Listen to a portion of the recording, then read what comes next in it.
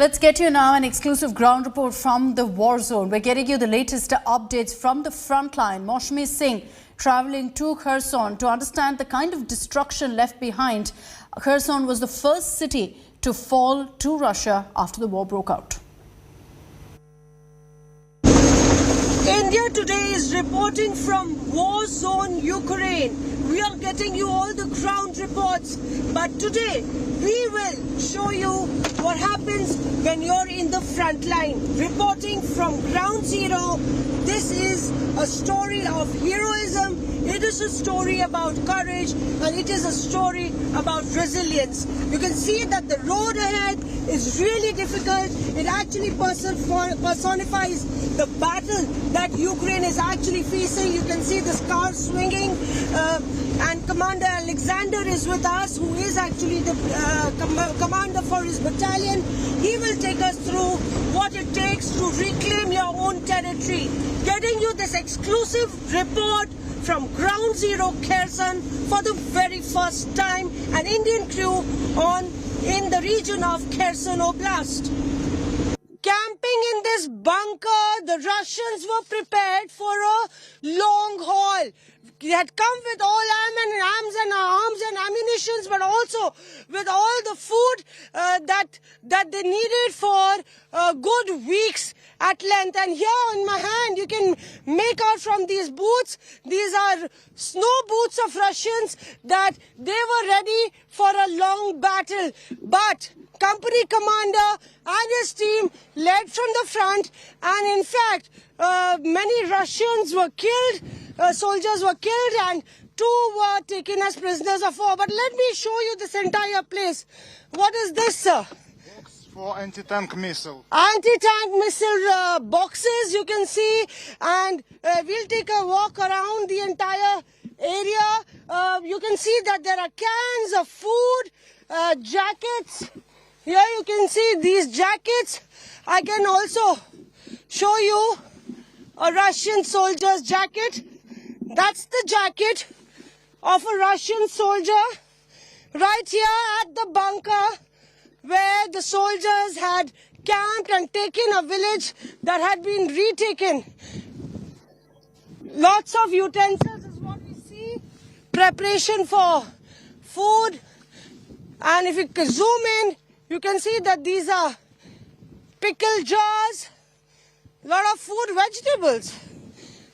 This is a picture, just one of the pictures of the several battlegrounds that have erupted in various nook and corners on the outskirts of this Kherson village. Now we will tell you the other side of the story, how a battle continued under the leadership of the company commander for 2 days before the Russians were in fact defeated at this point. We are in this bunker that was actually surrounded by Ukrainian soldiers. This is a Russian bunker, and you can see that gunshots right here.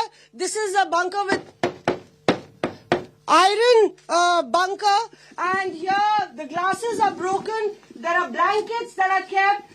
The soldiers were here for quite a while, and they had made all preparations. India Today showing you how there was enough food for days, eggs you can see here, and these are the latest pictures of a bunker that really tells you the kind of war that is going on in the front line. Sir, how difficult was it, and how did you succeed?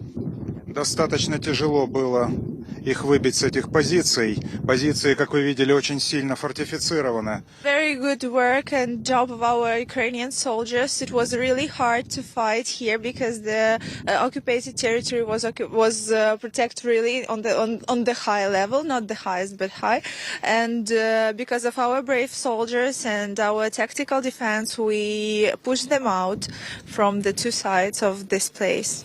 So we are showing you a tank that has been completely destroyed. This is a Russian armored vehicle actually that has been destroyed by the Ukrainian forces. And you can see that how cruise missiles have been fired on all sides to destroy this armored vehicle.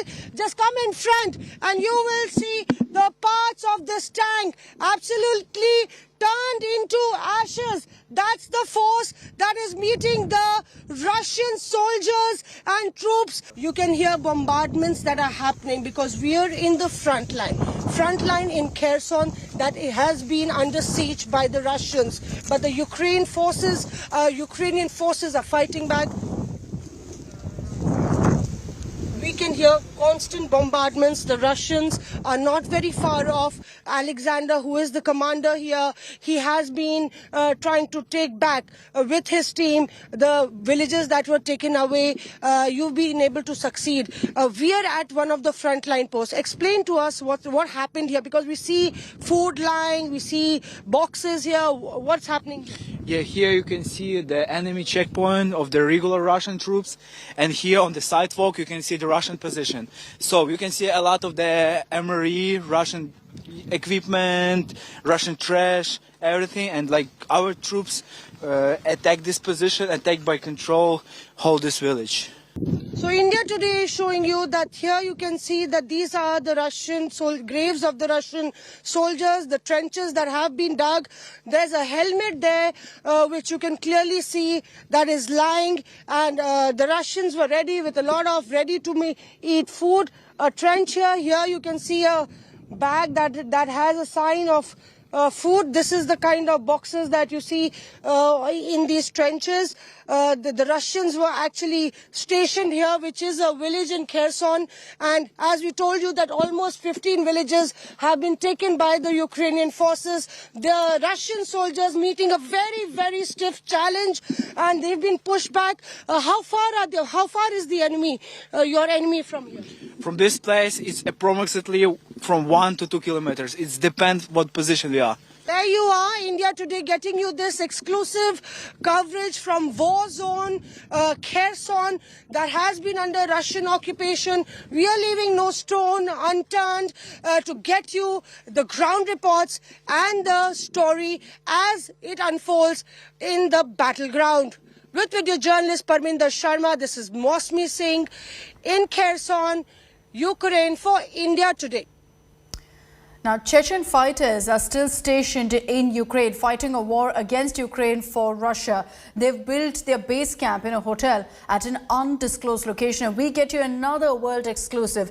Geeta Mohan in conversation with these Chechen fighters about the war and also about the allegations of torture and killings of civilians. This is an India Today exclusive in an unknown location in the hinterlands of Melitopol. These are Chechen fighters. Why are they here fighting this war between Ukraine and Russia? I'm being joined by Commander Murad over here, who has the Russian flag, the markings of Z, and the markings of being from Chechnya and being a Chechen. Commander Murad, thank you so much for joining us here on India Today. Why are the Chechens fighting this war? Главный вопрос вам, как командиру Мурат, почему чеченцы участвуют в этой войне? Ну, как чеченцы, никто не может понять ситуацию, которая творится на сегодняшний день в Украине. You know that people from Chechnya also suffered from other terroristic regime in Chechnya, and that's why it's difficult to understand for Chechen people what is really happening, why it's really happening in Ukraine, this situation. Сегодня мы хотим сказать, мы не воюем с Украиной вообще. Мы воюем с режимом, который сегодня жестоко мучает людей. Сегодня вы сами видите ситуацию, которая в Украине. You see, we are not fighting against Ukrainian people, so we are not fighting against against Ukraine. We are fighting against the Nazi regime, because we know many stories that the common people suffered from Nazi regime, and that's why we came here to support them.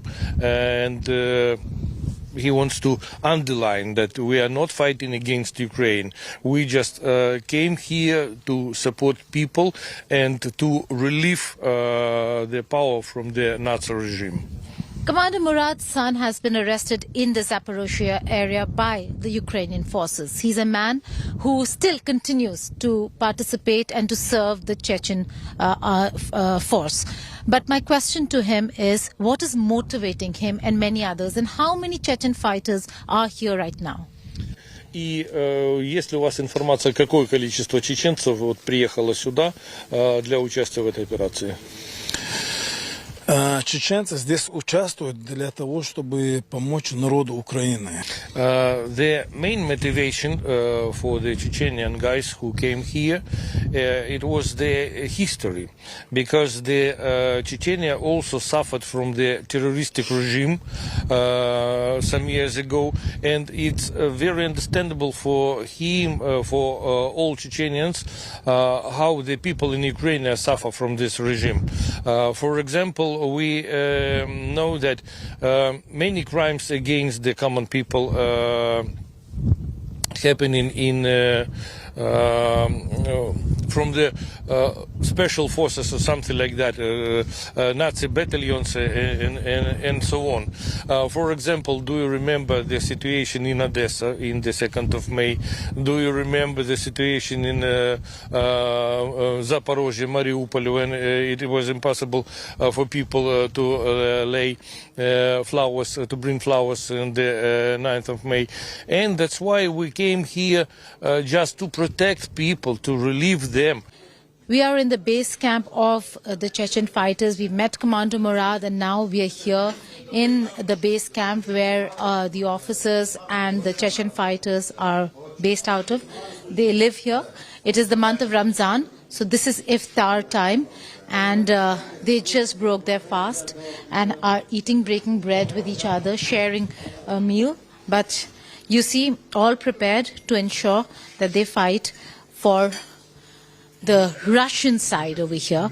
There was a time when the Chechens were fighting the Russians. Today they're fighting with the Russians.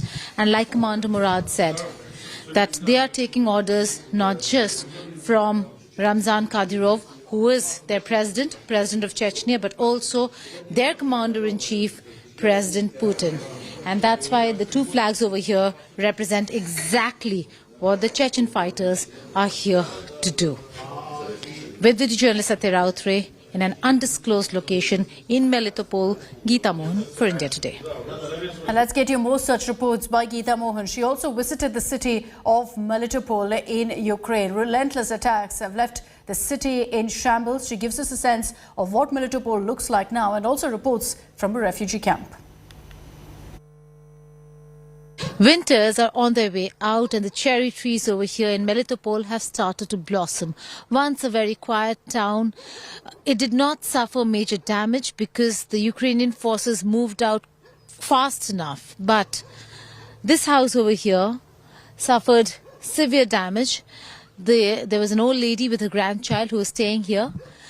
According to them, a Tochka-U missile of the Ukrainians hit this house. And while the old lady survived, the grandson is no more.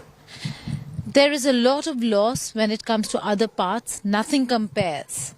But Melitopol is now completely under Russian control, despite the destruction over here. There are only a few places that were attacked, that suffered damage, only a few buildings, and this house was one of them. The area around, a lot of people from the area, fearing such attacks, moved out, but many are still staying. Some have come back. The old lady who suffered the greatest loss of losing her grandchild is living with a neighbor here in the area. With video journalist Satya Rautre in Melitopol, Geeta Mohan for India Today.